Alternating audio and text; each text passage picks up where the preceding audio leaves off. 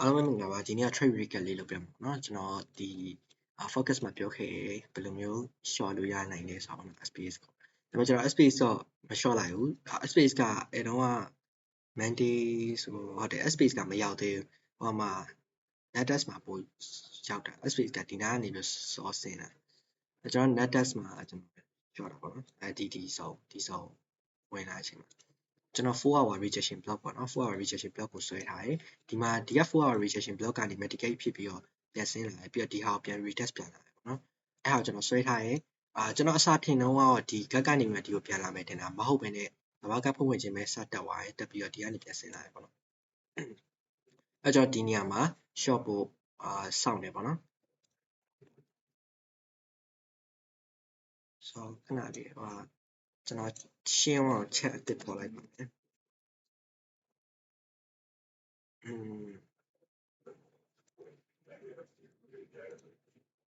ချက်အစ်ပေါ်ပြီးပြမယ် okay ဒါဒီဟာ US capital တိတ်ပြောတော့ next ရ FXCM သုံးတာ forex.com ကနေပြမယ်အရင်ဆုံး rejection block ကိုဆွဲကြည့်အောင် rejection block 50% ပြန်လာရင်အဲ့မှာကျွန်တော်တို့အဓိက target ထားတဲ့ level ကိုကျွန်တော်တို့daily IR ဟို daily IR လေးလာနေပေါ့နော်ဒီဆုံးပေါ့ဗျာဒီဆုံး target ထားတယ်ဒါပေမဲ့ကျွန်တော်က day trading လုပ်တာဖြစ်တဲ့အတွက်ကြောင့်ကျွန်တော် overnight မကင်ဘူးကျွန်တော် TP အဲ့လိုinternet မှာရှိရဟာလောက်ပဲကျွန်တော်ဟိုတယ်ပေါ့နော်ပုံမှန်အဖြစ်ကျွန်တော်အထင်ဒီ get ထိကျွန်တော်ကိုင်မေ့ပါဘူးဒီ get လောက်ထိကျွန်တော် target ထားပေါ့ IR နဲ့နေပြီး IR ပဲသွားတယ်ပေါ့အဲ့တော့ကျွန်တော် trade စိတ်ကြည့်အောင်ဗျအဓိက app နေ့မှာကဒီ space နဲ့ USDT ကစောပြီးဆင်းတယ် USDT ကတော်တော်စောတယ် USDT က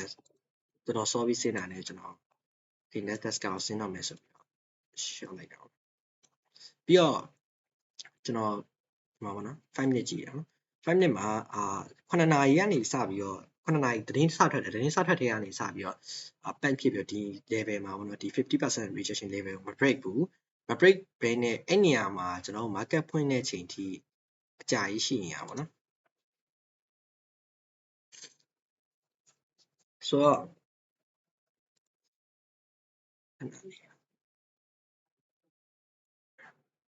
โอเคရပြီအချိန်မှဟုတ်ပြီโอเคဒီမှာ9နာရီကနေစပြီးတော့ market ဖွင့်တဲ့ချိန်ဒီဟိုမဖြစ်ဘူးပေါ့နော်ခုနအချိန်မှားနေတော့9နာရီပြောမိပါတယ်9နာရီကနေစပြီးတော့market ဖွင့်တဲ့ချိန်9နာရီကsorry pre market ပေါ့နော် pre market ကစပြီးတော့ဒီသတင်းထွက်လာတဲ့ချိန်ကနေစပြီးတော့တောက်လျှောက်ဒီ level မှာပဲခိုးနေရပါတော့အဲ့တော့ဒီမှာတန်းတော့မလျှော့ဘူးဘာလို့လဲဆိုတော့ကျွန်တော် entry မှာမပေါ်ဘူးပေါ့နော်မပေါ်တဲ့ခါကျတော့ကျွန်တော်3 minute ကြည့်ရယ်3 minute ကြည့်တဲ့အချိန်မှာဒီ level ပေါ့နော်ဒီထိပ်ဆုံးကိုကျွန်တော် signal စောင့်တယ်sideways သွားတယ် sideways သွားပြီးတော့ market စဖွင့်တဲ့ချိန်မှာကန်တွေကစပြီးတော့ switch ဖြစ်တယ် switch ဖြစ်ပြီးတော့နောက်ကန်တွေကိုကျွန်တော်1 minute မှာတော့ကြည့်ရအောင်1 minute မှာဆိုရင်တိတာပါတယ်နော်1 minute မှာဆိုရင် market ဖွင့်တာဒီချိန်ဖွင့်ပြီးတော့ switch ဖြစ်တယ်နောက်တစ်ချောင်းကလည်းထပ်ပြီးတော့ထပ် switch တယ်ဒီကောင်အောင်ပဲဒီမှာလည်းထပ် switch တယ်ဒီကန်တွေကနောက်ဆုံးရှိရဟာအကုန်လုံး switch ပြီးတော့စ drop တယ်ပေါ့နော်အဲ့တော့1 minuteမှာဆိုရင်ဒီမှာ IFVG breakout တန်းတွေ့ရပါတော့ကျွန်တော်ပုံမှန်ရဆိုကျွန်တော် IFVG breakout ဖြစ်တာနဲ့ကျွန်တော်တန်း short ဒါပေမဲ့ကျွန်တော်မမီဘူးဒီနေရာမှာ1 minute ကျွန်တော်မကြည့်ဘူးမကြည့်တော့မမြင်ဘူးပေါ့နော်အဲ့တော့ကျွန်တော်3 minute မှာကျွန်တော်ပြန်ပြီးတော့ကြည့်ရပါမယ်အဓိက1 minute မှာအဲ့လိုတစ်ချောင်းနဲ့ break ကွာကိုကျွန်တော် short ပေါ့နည်းနည်းrisk များတယ်ကျွန်တော်ထင်တယ်ပေါ့နော်ထင်တယ်ဆိုတာအဓိကဒီကောင်ကဒီလိုတက်လာတဲ့ခါကျတော့ manipulate မဟုတ်ဘဲနဲ့ဇာတ်လိုက် continuation သွားရင်လည်းသွားနိုင်တယ်ဆိုတာမျိုးတွေးမိရပါတော့တွေးမိတဲ့ခါကျတော့ကျွန်တော်3 minute IFVG ကိုပဲစောင့်လိုက်တယ်3 minute IFVG စောင့်ပြီးတော့ပဲ3 minute IFVG မှာကျွန်တော်short ပို့လုပ်တယ်ပေါ့နော်3 minute IFVG breakout ပြီးတော့1 minute IFVG မှာ1 minute ထပ်ဆင်းလိုက်တယ်ပေါ့နော်1 minute ထပ်ဆင်းတဲ့အခါမှာ1 minute မှာဒီကောင်ကsecond IFVG ရှိရပါတော့ second IFVG ရှိတဲ့အခါမှာကျွန်တော်ဒီ second IFVG out break တဲ့ချိန်မှာကျွန်တော် short တယ်ပေါ့နော် stop loss ကကျွန်တော်ဒီပေါ်မှာထားပါဒီပေါ်နားလောက်ဟု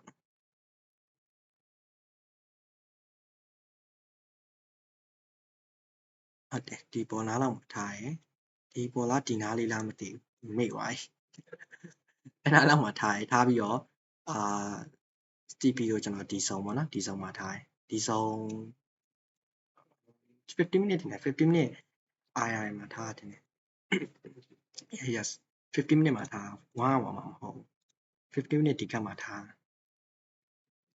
ဒီလောက်မများလို့လေယူပါဘယ်လိုဆို50 minute II ရဲ့အောက်မှာဘာရှိလဲဆိုတော့ကျွန်တော်တွေ့ရအောင်နော်ဒီမှာfailure string ပေါ့နော် liquidity ရှိရပါတော့အဲ့ခါကျတော့ကျွန်တော်ဒီအထိပဲထားရယ်ဒီကောင်စိတ်ပြီးတော့ပြန်တက်မှာကိုကျွန်တော်စိုးရိမ်နေပါတော့အဲ့ခါကျတော့ဒီအထိပဲထားရယ်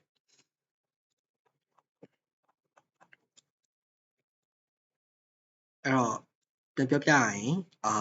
ဒီ II ကိုလာရယ်4 hour medication block လာရယ် 50% မှာ rejection ပြရယ်ပြီးတော့ market စဖွင့်တဲ့ချိန်မှာထပ်တက်ပြီးတော့ manipulate ထပ်လုပ်တယ်လုပ်ပြီးတဲ့အခါမှာငါ4 minute လောက်နေရောအောက်ပြန်ဆင်းမျိုးinversion gap breakout ပြရယ်နှစ်ခုလောက် breakout ပြရတဲ့အချိန်မှာကျွန်တော် entry စဝင်တယ်ပေါ့နော်ဝင်ပြီးတော့ကျွန်တော် target ပေါ်မှာထားလေဒီအောက်က II မှာထားရင်အောက်က II မှာထားရ reason လည်းရှိတယ် II ကြီးပဲတီးတန်းဖြစ်နေပုံမှန်အဖြစ်ပို့ပြီးတော့ယူပါရှိတယ်ဒါပေမဲ့ဒီမှာ liquidity ရှိရပါတော့ဒီကနေပြီးပြန်တက်နိုင်တယ်ဗျာဒီ failure string liquidity ရှိရအဲ့ခါကျတော့ဒီဟာမှာပဲထားတယ်ဒီကနေပြီးပြန်တက်မှာလဲဆိုရင်တဲ့ခါကျတော့ဒီကွက်တီပဲဆို first line မှာနေထားရပါတော့ဆိုတော့ဒါတော့ mandate trade ဖြစ်ပါတယ်ဆိုတော့ကျွန်တော်ဝင်ခဲ့ရပြပါမယ် okay ဒီမှာပါဒီမှာ short တယ်ပေါ့နော် short ပြီးတော့ဒီတိုင်းမှာကျွန်တော်ဟိုယူလိုက်သေးတယ် partial ယူရပါတော့ partial 50% ယူရပြီးတော့ဒီအောက်မှာfull TP ထားပါနော်ထားပါဒီနေရာမှာဘာလို့လဲဆို3 minute ဟိုရှိတော့3 minute favorite gap ကိုရှိတော့ပေါ့နော်အဲ့ဒါနဲ့တော့ပိတ်လိုက်တယ် managed trade ကတော့ဒီလောက်ပါပဲအားလုံးပဲတစ်ခုရမယ်လို့ပြောနေပါတယ်ကျေးဇူးတင်ပါတယ်